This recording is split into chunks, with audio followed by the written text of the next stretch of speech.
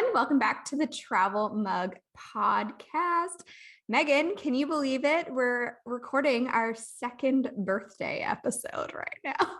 I know. It's hard to believe, but very exciting. I mean, we've worked hard to get here. So we have, but holy crow, we've both time and where did it go? I know, it's so crazy. So we're recording this early, but when this episode comes out, we'll both be traveling, which is nuts. It'll be our first big trip since we even started this podcast. So make sure you're following us on social media so you'll see what fun things we might be getting up to, and we're really excited. I think we should also not only our personal Instagrams, but we could use the Travel Mug one too, just so our listening can follow us along there if they don't follow us personally. I think that'd be cool. Yeah, let's do that. So we'll make sure we keep you up to date with what we're doing. But today we're going to do some fun listener questions and just kind of general chat. I'm excited to dive in, but I did want to go over a couple of statistics because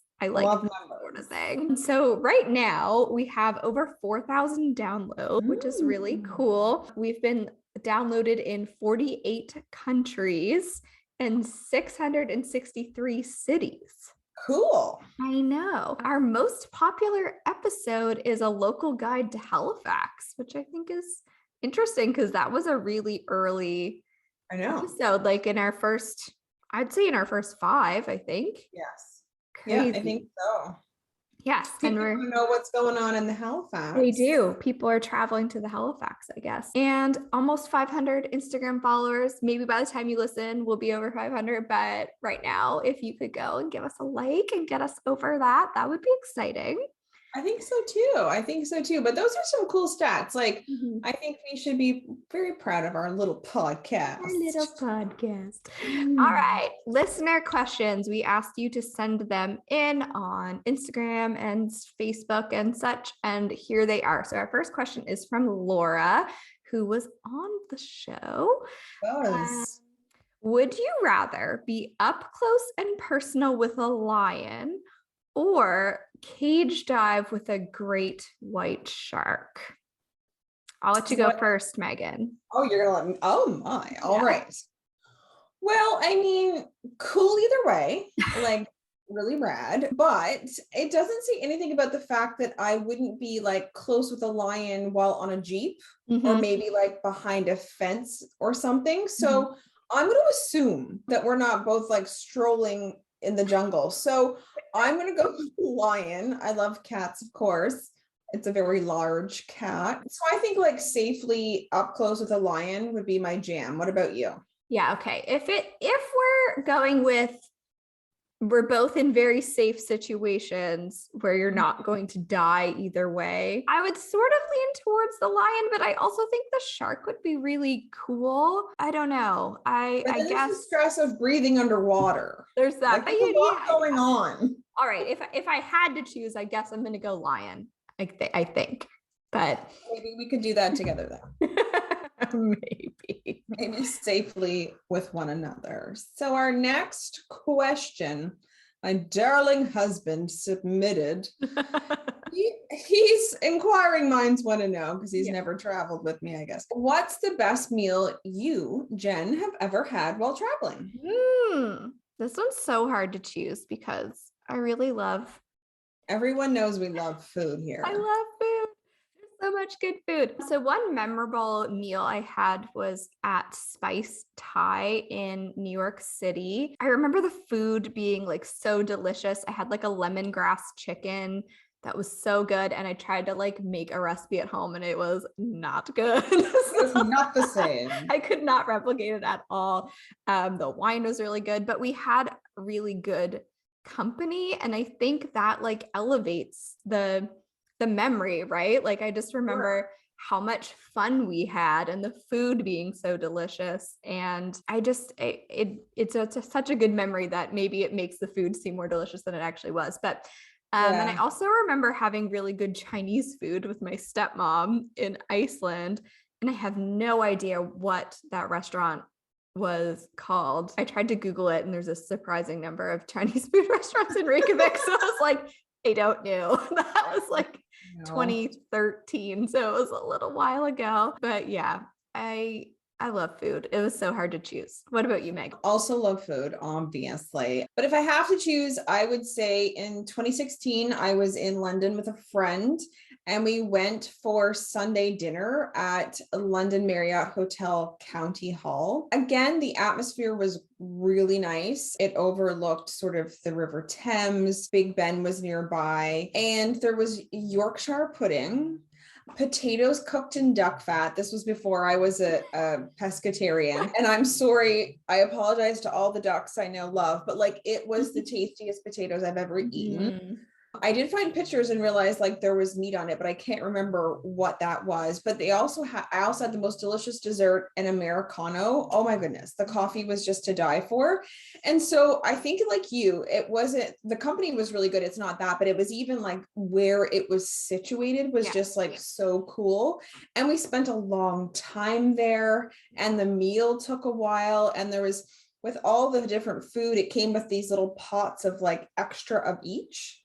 So Oh. we ate for a long time. So I did find some pics. I'll make sure to post those when we do our social media for this. But I would have to say that, although of course I'm sure I've had like tons of great meals. I spent a month in France. I'm sure I had some good food there, but that sort of stands out for me in my mind. It's funny how much the atmosphere can make or break the experience. Yeah, Yeah. 100%. What's next? All right. Abby asked pros and cons of being a tourist versus living like a local.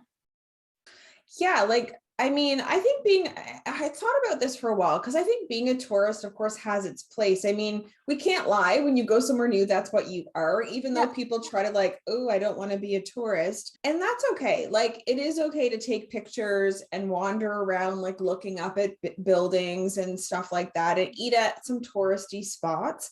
It just makes sense. But when I think of like living like a local, I think of like being more of a traveler, not just a tourist. So eat at restaurants, eat off the beaten path, try to learn a little of the language if necessary to where you're going, respect the people and the place, find an excursion maybe where you get to like meet locals and spend time with them. Like don't just visit like the Hard Rock cafes of the world, if that's even still a thing, I don't know. Yeah. It's kind of what came to mind for me. So try to get a feel for the real place, its history, its people. So you are a tourist and we can't deny it, but just travel like you respect the place, I guess is how I would put it. Yeah, I like that. I like that interpretation a lot. I guess for me, I was like, I don't think I've ever lived like a local. I don't think I've ever spent long enough in one place to really like live like a local, if you know what I mean. Sure, no, of But course. I also feel like it is like totally fine to be a tourist as long as you're respectful about it, right? And yeah, obviously I want to go places and I want to see those touristy things. That's probably part of the reason I'm going, right? I And know. I want to go to the museums and I want to do those things. But yeah, I think as long as you're respectful about it, and then like getting off the beaten path as well and talking to people and all those things that we encourage you to do. How did you feel? Because you spent like how long in France? Like you were kind of more living like a local, I guess I might say, Yeah. than I ever have. How was that experience compared to It like, was it was unique, like I have to yeah, say. So it was about 3 weeks in Paris and I spent 1 week in the Alps. But the time that I was in Paris, like I really, my French came back from like yeah, my childhood. It was interesting, eventually I was in the subway and I felt like I didn't stand out because I could actually hear and make out what people were saying. I heard people talking about me. I could understand like what they were actually saying over the loudspeaker on the subway. yeah, I knew my way around. And you really do start to get a sense of like, I didn't dress like a Parisian, so there was that. But the rest of it, like you really do start to feel like you belong somewhere yeah, else. And it's a cool feeling to be like a worldwide citizen, if that makes any sense. Like it yeah. was one of the most unique experiences of my life at like a hard time in my life. So it was perfect and Yeah. something I've never done since and hope to do again someday. I love that. Yeah, I definitely hope to do a bit more, I guess, slow traveling where you're kind of staying in one spot and just kind of living there and experiencing it in the future, I think. I think that'd be really Yeah. cool. I hope we get to. So the next one is from Celtic Devil on Instagram. How does one travel with the environment and climate change in mind? And he sort of put YOLO versus like the earth. So like, what are your thoughts on that? Ooh, I mean, so we do have 2 entire episodes about traveling ethically and responsibly. So I think that's a good place to start on our thoughts on that. But I would say one thing I'm doing personally is donating to an organization that plants trees in order to offset any plane travel that I do. So I can link that in the show notes. It's also in the show notes of our ethical travel episode. But Yeah. that's just something that I've been doing. And I mean, I've gone on 1 flight since I pledged to do that, but I did donate the trees. So that's great. And then also just trying to decrease my carbon footprint in my everyday life as well, because it's not just traveling that's the problem, obviously. But yeah, it's a really complicated issue. And obviously, whatever we do is going to have an effect on the planet. And I think you do kind of have to balance the the YOLO versus the earth, right? Like I'm not gonna sit home and never drive my car and never do anything ever again to benefit the planet. But at the same time, I'm not gonna do excessive driving if I don't have to and that sort of thing. Does that make sense? Oh, totally. And I think this is a tough one, like, because really any mode of transport in regards to travel, unless you're taking a bicycle, you really are going to add to climate change. So unless we're Greta Thunberg, taking a sailboat, we have to accept that we are part of the problem. So if we do choose to travel, we can do so as responsibly as possible. And we, like you said, we talked about this over those 2 episodes, and really, it's basic stuff like reusable water bottles and other items. Even if you take your own fork, knife, and spoon and don't use disposable things, like we should have called the podcast, do your research on over visited sites. Like there's some places in Hawaii now where they're either not letting tourists go, or you actually have to pay to do it when it was completely free before. So ensure you're visiting responsibly and even supporting local as much as possible, as opposed to like big corporations who are potentially misusing people and their land. So, I mean, there's so much you can do when you think about it, but you can't not add to it if you're traveling. So that has to be something you accept. And I don't eat meat in my everyday life, so I hope that somehow that's offsetting my travel a little bit. So I don't know, like it's a battle in your head, and it's an interesting question, and it's a tough question, honestly. It is a tough question. Like it's complicated for sure, but a very good question. So yeah, thank you for that, for sure. you, Celtic Devil. I like his Instagram name. I know. All right. Our next question is from Amber. What are the best hidden beaches in Nova Scotia? I don't know why she thought we would know all about that. I don't know either. Although we're both we're like so biased from where we're from. So we're both like our hometown. Our hometown has it. I mean, I have to be honest though. I'm sure there are a lot of like hidden gem beaches in this province we have no idea about, because we're not, I don't know about you, but like I'm not spending my time like searching for beaches because I grew up pretty much on a beach. So so I have to say, in my own opinion, it's off the beaten path. But where I'm from, Cape Sable Island, is surrounded completely by sandy beaches. The water is a smidge cold, just as an FYI. And I am partial to there, but the entire island is literally a beach. Give it a visit. It's about, I think I said visit. Give it a visit. It's about 2 hours and 45 minutes from Halifax, not too long of a drive down the South Shore. And nearby in Barrington, or near Coffin's Croft, it's actually called, nearby is a beach called Sandhills. Also a beautiful beach where the water gets warm, which is a plus to a beach. That's a big plus around here. I know. What about you? I guess I don't know. Like I feel like I don't know of that many hidden gems anymore. Everyone knows basically now, like Carter's Beach down here in just outside Liverpool, Port Mattoon area. And like sadly, it's abused because people it's not set up for people to visit it. It's like crown land. It doesn't have Parking. facilities and like parking. Yeah. And the garbage it's horrendous there right now. So I can't recommend that one, even though it is beautiful. But if you do go, please treat it with love and care and respect. So I'm going to say my not so hidden gem beach is Beach Meadows. I grew up going there. It's in an area where we're surrounded by beaches. I feel like it is a lesser visited one, but it is a lovely beach to walk on or to hang out on or swim, but it's cold, but that's how it is. Welcome to Nova Scotia. And like, humans ruin everything. We're the worst.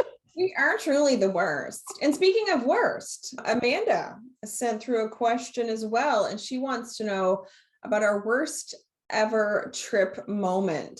So Jen, do tell us your tale. Oh my gosh. Okay. I went to Vegas in 2018 with my best friend, and I was not prepared for how hot it was going to be.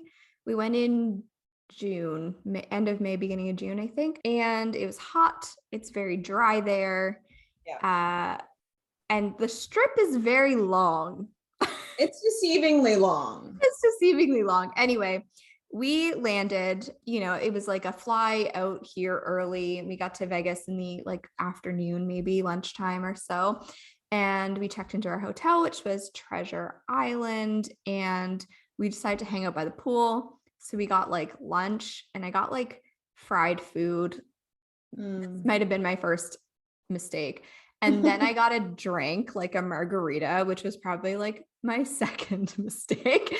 It's not always a mistake, but in that situation, it was like I probably wasn't hydrated. I had been traveling all day. And then we made our third horrible mistake, which was to walk from the Treasure Island to the Luxor, which didn't seem that far.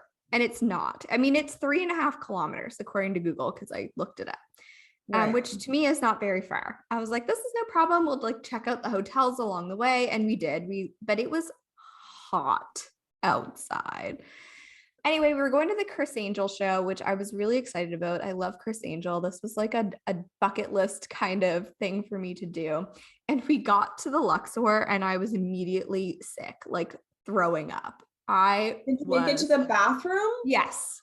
Okay, good. Well, that's at least a plus. That like makes it just slightly better. I was so sick that I spent like the whole Chris Angel show with like my knees up to my chest, trying not to vomit. And it was horrible. It ruined that experience for me, which I'm so devastated by. So I feel like I need a Vegas do-over. And then the rest of that trip, I barely drank like alcohol. I basically was like, I only am drinking water or Gatorade. Right. Yeah, that was that's unfortunate. It was a lot of bad decisions of my own making, leading to a not so fun situation. But anyway, there's that. There is that. Well, I hope you get to have your do-over someday. Yes. Well, mine is not any better tale. So in 1997, when you were 7, for reasons that are too many to get into, I spent some time in the US and I came home to visit for a weekend, actually the weekend that Princess Diana died. And then I tried to go back to the US, and this was like via flight. And in Toronto, I was stopped by US Customs and brought into like a scary room, or it seemed really scary at that age and that time, and got lots of questions about like, what was I doing in the US? And, how was I supporting myself? I was with someone else, but the questions weren't wrong. I mean, they were legit. They knew what they were doing there. I didn't have the right paperwork. Anyway, at the end of the day, I was denied entry, and there were no flights leaving for that individual to go back to America. And there was no flights left for me to go home to Halifax. All of this, of course, was in Toronto. I wasn't even in Halifax. So had to spend a night in a hotel. I literally cried so much my eyes were swollen shut. And I'm not even talking a little bit. I mean, like literally like swollen. It was probably one of the worst times of my life. Like in terms of like being scared, and I'm a rule follower, as we know. And so to have done anything seemingly wrong, which it wasn't horribly wrong, but it obviously was. Anyway, the next morning, my parents paid for a flight, got me home. And like literally now when I look back, it was actually the one of the best things that ever happened to me. And it put my life like on a really good path. And I wish I could just give younger me like a little hug and say it's going to be fine. And there's so much good stuff to come. But, 22 or 21-year-old me was mortified. And it was a very like hard situation for me at that age, having never gone through anything like that. And it probably leads to my border anxiety today. Like I probably have like a smidge of PTSD. And Peter, every time he's like, you need to act more natural. I'm like, I can't. I don't do it. I know it's from this situation. So a little bit of that has stayed with me. And I've entered the US legally ever since. Excellent. Yeah, that is very stressful. It was horrible. It was horrible. And there was the nicest man on the flight from Toronto back to Halifax. He knew people from where I was from, of course, because everyone does. And he was just so kind to me, but his kindness just made me like more upset, if that makes any sense. And I think I just cried and continued to have swollen eyes. But thank you, sir, whoever you are out there. You were so nice to me. But anyway. That's so funny. I wish I could go back and tell younger me to hydrate more in Vegas. Things could have gone so differently with you and Chris Angel. Differently. I love Chris Angel. That's a shame. It's a shame. Great. So we came up with a couple of questions for each other because we're not going to go into the whole story here because we've talked about it before, but Meg and I actually didn't know each other that well before we started this podcast. So we thought we might do some get to know me type questions. Right. Well. Who are you, Jen? Who even are you? So my first question for you, and these are mostly non-travel related, like literally get to know you. Yeah. So what embarrasses you the most? I feel like as I get older, I get less embarrassed, which is probably a similar experience for most people. Like I don't care as much what people think of me anymore. Right. But I guess what embarrasses me the most is like if I seem like unintelligent to somebody, or if I say something that's just like so ignorant seeming, I guess. Like I don't want to come off that way, especially sometimes like coming from a small town. I don't want people to think that I'm just some person that's, never left my small town. So I guess seeming unintelligent would be the most embarrassing thing to me. But like, public speaking or like failing in some way doesn't embarrass me as much as it used to.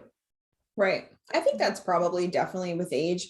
And honestly, embarrassment for me, I get secondhand embarrassed. Like, if I can't change the channel and I'm embarrassed, I'm like, Peter, can we please just change? I can't even handle a television program. Yeah. For me, it's not as much embarrassment for myself. Yeah. I get a ton of secondhand embarrassment. I actually said that to my lovely nail girl today, and she said, she's the same. And she goes, I have deleted TikTok over embarrassing videos and re-downloaded that app so many times. She's like, I'm so embarrassed for people on there. And I'm like, it's the truth. Like if I can't look away, I get so anxious. Fair. That's totally fair. That's what embarrasses moi. All right. So my first question for you is, how did you and Peter meet? Because I do not know. And was travel something that you guys like bonded over initially? Well, back in the day, pre sort of Tinder, there was an app here in Canada called Lava Life. Bruce Coxon actually created that app. He was on Dragon's Den for a while. And so I was, looking for love, I guess. Anyway, and that's how Peter and I met. So we met on that app, and then we met in person, and the rest is honestly history. We were really embarrassed for a long time to tell people how we met because no one was really doing it yet. Right. Yeah. It felt like we had done something that was just so taboo, but today everyone's like, duh. Now it doesn't matter, but we tell people that's how we met. As far as the travel, like we both enjoyed it. Like when we met, it was something that was a yes for both of us. I was definitely way more traveled than him, and probably still am at this point. So it's not that we bonded over, but we're very lucky that it is sort of like a common factor for both of us, because now it is like a huge part of our lives. So thank God. I honestly don't think I could be with someone who was just like, no, I'm good here in Halifax. I'd be like, no, I'm good to go somewhere else. Thank you. Yeah. So I'm lucky that he likes to. What about you and Ryan? Do tell your tale. Well, it's a complicated tale. We both grew up in the same town. I didn't, to my knowledge, meet Ryan until I was in high school, and we both worked at a restaurant. So I was working in the dish pit. I was like 16, 17. It was my first job. Ryan was home from university working in the bar. So he's 5 years older than me. So we met there. He added me on MSN, and oh my God, I know. And we started chatting. So we started dating. I was 18 and he was 23. To make it a little more weird, my dad was cleaning out his basement just like in the last couple of months and found my baby book. And I was looking through it, and in the baby book, there's a spot where you list people that came to visit you in the hospital. And Ryan's mom, dad, and Ryan and his brother visited me in the hospital when I was born. What? My dad and Ryan's dad worked in the same department at the paper mill here in Liverpool. Oh my God, that's crazy. I know. That is wild. He saw you when you were brand new. Oh yeah, it's very random, but also that's cool. That's a great story. Yeah. Oh, that's so precious. Okay. All right. So moving forward then from our precious little lives, what is the dumbest way you have ever hurt yourself? I haven't, knock on wood, knock on all of the things. I haven't really hurt myself like that badly. I was thrown off a horse in like junior high. Mm-hmm. And I mean, it didn't hurt that badly that I can remember, but it was very embarrassing and also very scary. And I do now have no desire to ride a horse. Understood. So, I don't know if that's dumb, but it's turned me off of horses. Horses are now not my thing. Not my thing. I literally don't have enough time to talk about how many stupid ways I've hurt myself. The podcast cannot be that long. I have literally done so many things. 2 bike accidents. One led to broken teeth. I passed it in the airport. I broke teeth off in the airport. Oh my chin was cracked open, and I woke up and some doctor was holding my face together. Like, so much stuff has happened to me. I am the world's most awkward person. So anyway, I've hurt myself badly in many different ways, and they're all really stupid. We'll just say that. We'll leave it at that. As a child, what did you want to be when you grew up? Which air quotes around grew up. Right. Still working on it. So my first answer here now is hilarious, especially after what I just said, because ballet dancer was one of the things. And then I just kept growing, and I'm really tall, but I'm not like a naturally thin tall. I'm not like saying whatever detrimental, but I'm not ballet thin. Let's just be honest.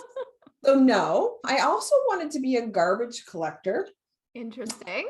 Yeah. I mean, it's a noble profession, but I don't know why I thought I wanted to do that, because I don't.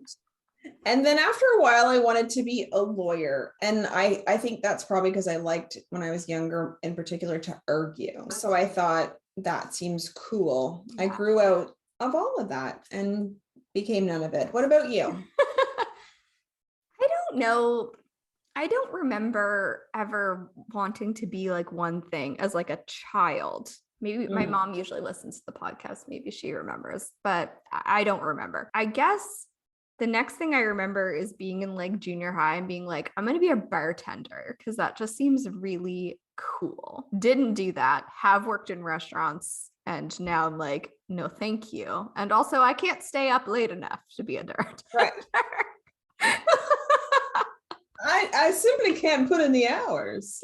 No. And then I guess high school, I was like, I'm going to be a massage therapist. And then I did that. So Well, you stuck with something pretty long though. That's a pretty in between. You got there though. I That did. doesn't always. But yeah, I don't know. I don't know. I was never like, I'm going to be a vet or I'm going to be a doctor. I don't know. None of those things ever. I don't know. Maybe, Yeah. mom, maybe if you remember me saying something, you could let me know because I don't remember. Yeah, I'm always freaked out when people say something when they're children and actually are that. My childhood best friend Meredith, she wanted to be a teacher her whole life. Boom, she's a teacher. What a Amazing. nice feeling to know what you want to do with your life. Instead of in your 30s and your 40s, but just drifting. What's that like anyway? I don't know. So this is a little bit travel related, but I wanted to know, what is the first thing you do after getting home from a trip? Unpack, which is probably Wow. controversial. I I like to unpack and then I'm just usually very excited to either go to bed depending on the Right, time of day or sit on my couch and do nothing. right. Those are fair things. I'm very excited usually to get back into like my quote unquote routine. Yeah, Because travel is very fun, but it is very a lot. it And is. It's uh, overstimulating. but I do like to put things away rather quickly. We do Um, too. I don't that in my house, that's not a controversial statement because I actually agree with you here. Like yeah, we're both like, let's get this stuff out of our suitcases, put those away, call it a day. So we're on board with this here. yeah, yeah. All right. Would you consider yourself an introvert or an extrovert? I am in between Are avert. you? Yeah. So I Introvert. mean, I think everybody has a little, I guess Yeah. maybe everybody's got a little bit of both. Some people definitely swing very much one way or the other, but has a smidge of the other. Mhm. I don't know. I just don't, I think I'm one in some ways and one in the other, but I'm definitely would not call myself an introvert, but I also would not, yeah, obviously not call myself an extrovert. Omnivert. Omnivert. Omnivert or ambivert, I think it Yeah. might be called. I don't know, but I'm definitely in the middle. I'm whatever I need to be when the situation comes up, I guess. Mhm. But I'm definitely, I mean, introvert really means you get overstimulated easy and need to step back and have that quiet time. That doesn't really happen to me. Like, I think if I was in the streets of India and there was like a million like horns blaring all the time, Yeah. and I would then, but not typically. But also during the lockdown, I wasn't one of those people that was dying for to be around other people and be stimulated either. Like Yeah. I was kind of happy, just sort of in the middle. What about you? I definitely identify with being an extrovert because I feel like talking to people recharges my batteries. Like I feel like instead of draining me, it like recharges my batteries. Does that, you know what I Yeah, mean? Like, that's what an extrovert is for sure. yeah. So I definitely, I mean, I do like doing things, by myself sometimes, but no, I notice it in myself when I haven't had a lot of social interactions for a while and I need it. So You need it. I need it. I need it or I go crazy. Oh, Interesting. yeah. All right, this one was a little odd, but I thought it was interesting. So what are three scents that you like? Three smells of things that you enjoy? Citrusy things. Like I like oranges and lemon and lime and that sort of smell. Cookies, baking. Who As doesn't, one does. who doesn't like cookies baking? And then I would say like the ocean, the salty air smell. That is lovely. I love all of those. I'm not as much citrusy. That would probably be the one where I'm sort of Yeah. very differently, maybe. And when I think of that, like I like smoky scents. Like I recently found this replica perfume and it's called By the Fireplace or something. And it makes me so happy. So I love a smoky smell, but I mean the cookies and ocean, I'm on board with that. Freshly baked cookies at a campfire by the ocean. Perfect. Yeah. I mean, that would be a dream. That would be a total dream. Indeed. All right, last question. Who was your first celebrity crush? Well, there were two, and I went Canadian. I didn't mean to, but all the way. So Michael J. Fox, loved Family Ties and Back to the Future, and Bryan Adams. Oh. And I still love both.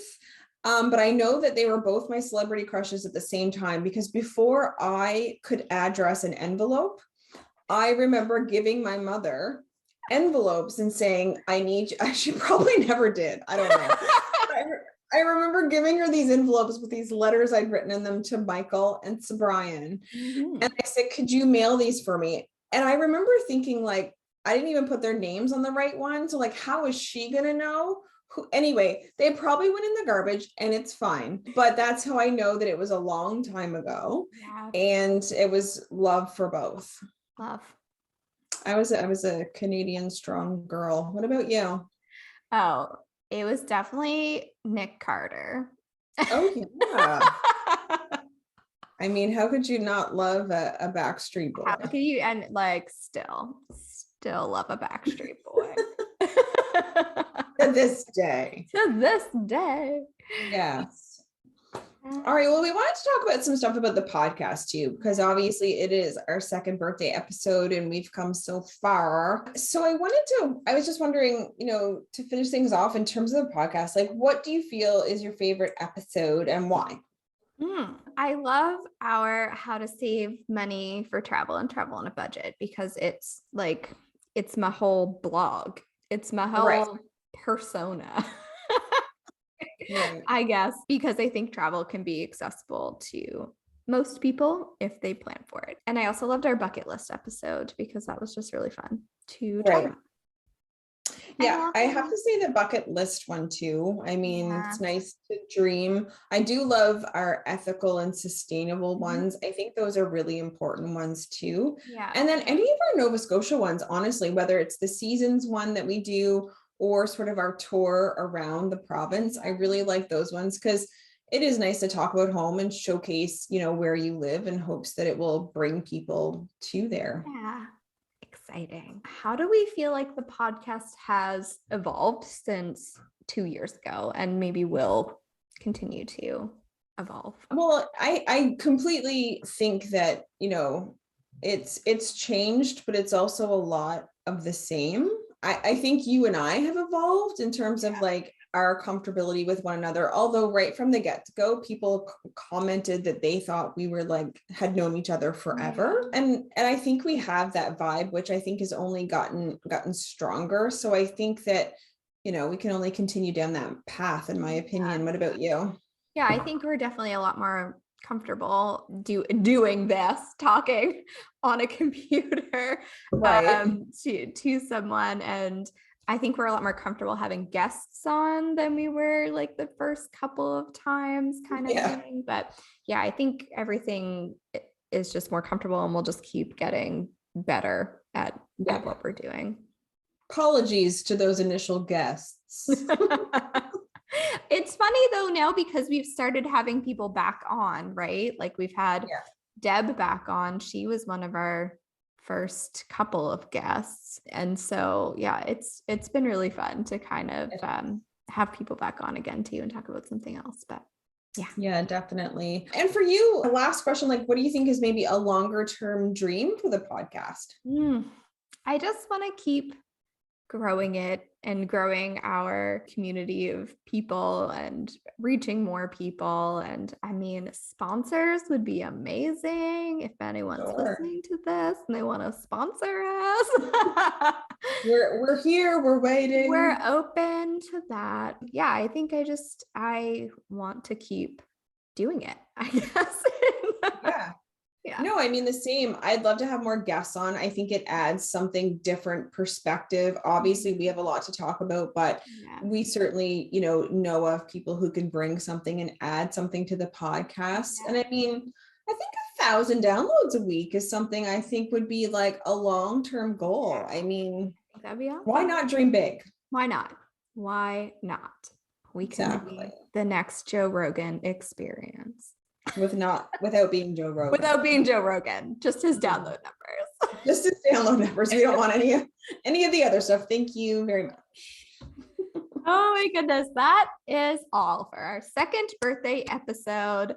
Thank you so much for listening to the Travel Mug Podcast this episode and the past 2 years, and all of the love and everything that you've given us is amazing. And yeah, thank you. You can find us on our website, travelmugpodcast.com, on Facebook and Instagram at the Travel Mug Podcast. You can support the show by buying us a coffee. That would be a great birthday gift, just saying. Yeah. And you can leave us a review on Apple Podcasts and Spotify, also a good birthday gift. Right. And share the show with a travel loving pal. And we will chat with you again soon. And we'll chat about our trips. Yay! Can't wait. Bye, everyone.